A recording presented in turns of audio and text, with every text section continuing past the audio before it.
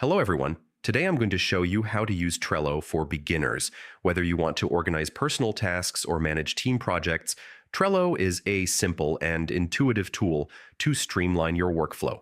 Let's get started. First, go to Trello.com and log into your account. Once you're in, focus on the top ribbon of the Trello dashboard. Click Create to start your first board. A board acts like a digital bulletin board where all your tasks and projects live.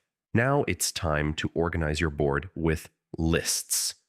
Think of lists as columns that categorize your tasks. Click Add a List, type the name like To Do, In Progress, or Done, and click Add List. You can add as many lists as you need to match your workflow. Next, let's add cards. Cards represent individual tasks.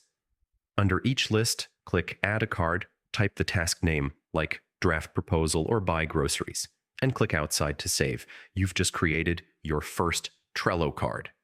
Later, you can open each card to add more details, due dates, or attachments. And that's it.